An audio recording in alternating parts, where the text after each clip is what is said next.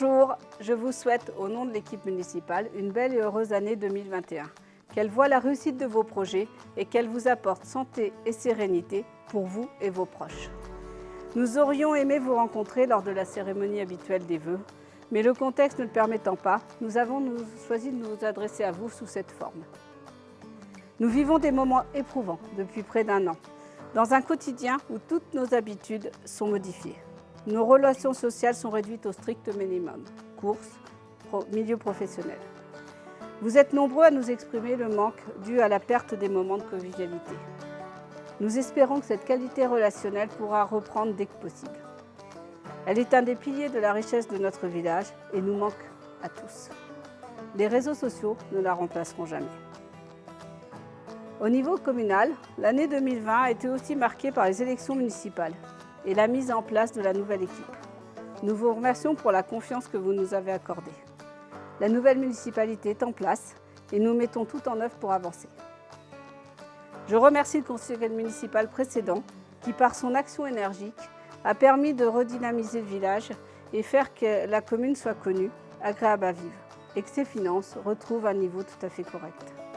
Merci beaucoup à eux pour leur soutien lors d'un mandat complexe. Nous poursuivons cette action tout en développant de nouveaux projets avec la volonté de vous faire participer à la vie communale. La première tranche de restauration de l'église a été réalisée avec une remarquable qualité d'intervention de l'architecte et des entreprises, et dans le respect du budget. Elle a été l'occasion de partager des moments de rassemblement pour la descente et la remontée du coq, des expositions et des visites de chantier. L'autre événement important est la poursuite de la gestion en régie de l'eau potable, par convention avec la communauté de communes, pour une durée de 3 à 6 ans. La loi Engagement et Proximité de décembre 2019 nous en donne la possibilité et nous avons mis, comme en 2018, toute notre énergie pour élaborer cette convention. Nous continuons aussi l'optimisation du réseau d'eau, étape par étape. La commune est très attractive au niveau immobilier. Toutes les maisons disponibles sont vendues, la demande de location est forte et de nombreux terrains à construire sont prévus.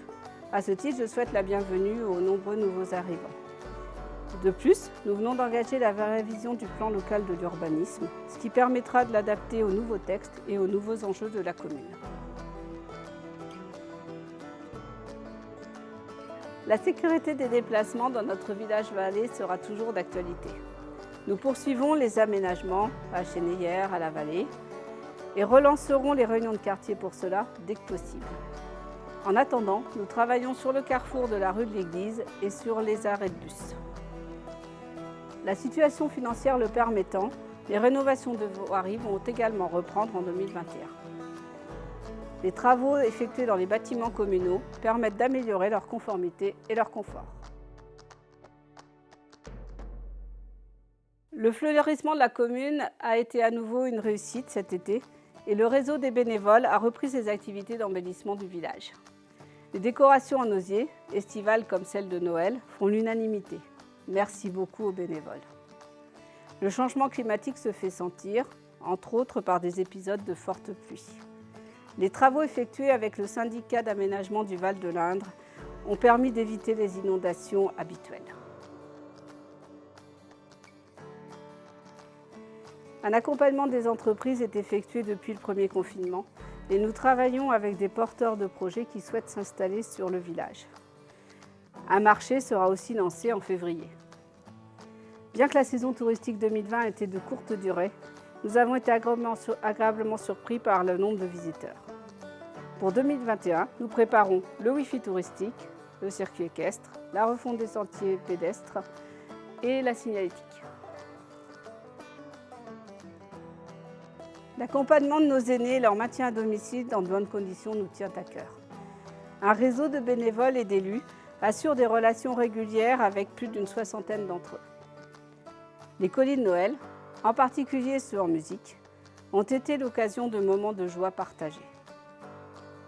La mutuelle communale est toujours active et nous lançons le comité des sages sous une forme adaptée au contexte. La crise sanitaire a nécessité d'adapter l'accueil des enfants en pôle scolaire à chaque période, avec un seul but, que les enfants vivent au mieux cette période complexe. Nous remercions toutes les personnes qui les accompagnent au quotidien. Nous poursuivons leur accueil sur 4 jours et demi avec la même volonté de qualité d'accueil.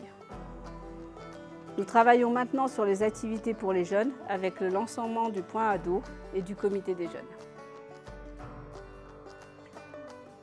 Malgré ce contexte difficile pour les associations et les activités culturelles, certaines manifestations peuvent être maintenues, comme la Baronnade, les soirées-concerts et le 14 juillet avec un beau feu d'artifice.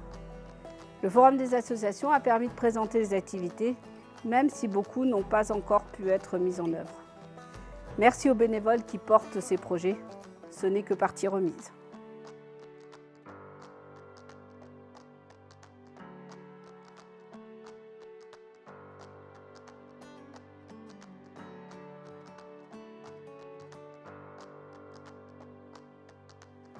Afin de mieux vous informer, en plus du blog et du bulletin, il y a maintenant la Gazette, le Facebook, Panneau Pocket et les films. C'est parce que votre parole et vos idées comptent que nous réunirons les comités dès que possible. Nous relancerons également les réunions de quartier, moments d'échange d'une grande richesse qui me tiennent à cœur.